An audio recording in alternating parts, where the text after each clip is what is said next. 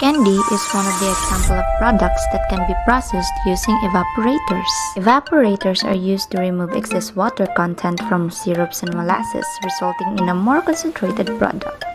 This process is called candy concentration. Evaporation happens when liquid turns into gas. In this video, we're gonna talk about film evaporators. Rising film evaporators have a vertical shell and tube heat exchanger where the heating medium flows through the inner surface of the tubes and the liquid flows through the outer surface.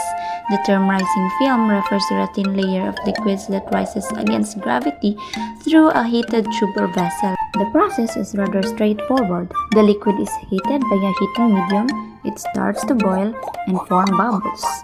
The vapor rises to the tube, causing the liquid to form a thin film inside the tubes. The film is heated and evaporated as it rises, and eventually the concentrated liquid is collected at the top of the evaporator.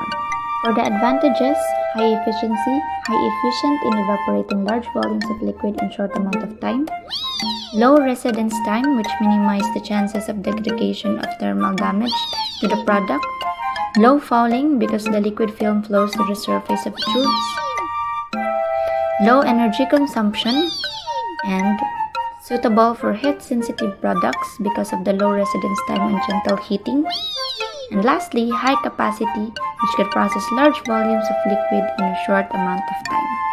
Here are the disadvantages of rising film evaporator. For the application, here are some applications we can use the rising film evaporator. Hey guys, it's Luis with falling film evaporators. The figure shown is a falling film evaporator which has a vertical shell and tube heat exchanger where the liquid flows through the inner surface of the tubes while the heating medium flows through the outer surface.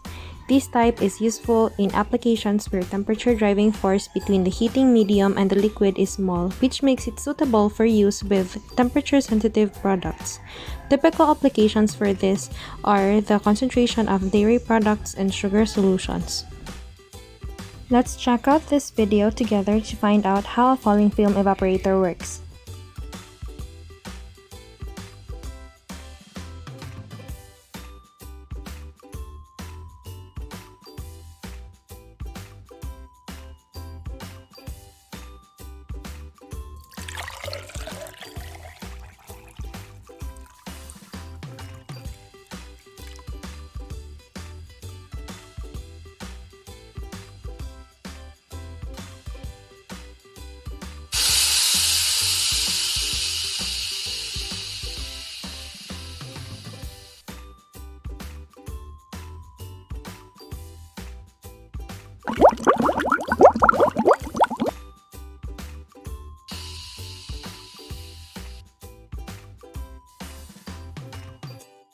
Advantages of a falling film evaporator consist of its relatively low cost, large heating surface in one body, low product hold-up, small floor space requirements, and good heat transfer coefficients at reasonable temperature differences, while its disadvantages include high headroom requirements, generally not suited for salting or scaling materials, and recirculation is usually required.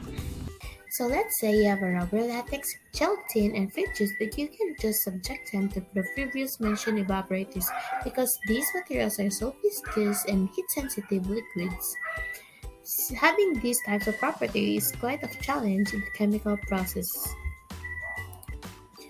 This is where the agitated film evaporator comes in. An agitated thin film evaporator is one of the film evaporators that is aided with a turbulent flow in the generation of thin films at the surface of the tubes. This evaporator is also known as a wipe film evaporator due to the wiping effect of the rotating rotor blades on the separating the liquid and the vapor. So let's see on how this evaporator works. This evaporator consists of two major assemblies, a heated body and a mechanical rotor blades. The feed enters the evaporator through a nozzle or feed ring which transports the liquid through a cylindrical vessel. Then the rotor blades spread the liquid in the form of thin film due to the turbulent flow generated and rapidly evaporating the volatile components by its heating jacket. The concentrated liquid stream leaves the evaporator through the bottom conical outlet below. The resulting vapors flows upward through the unit into a centrifugal separator, which returns the entrained as droplets as it passes through the chilled water and ready for further processing.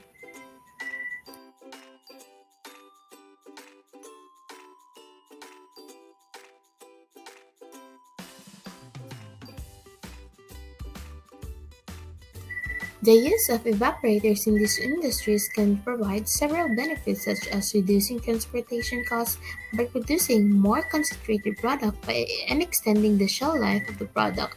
However, it is essential to note that the process of evaporating can also affect the quality of the product, such as altering its taste, texture, and nutritional value.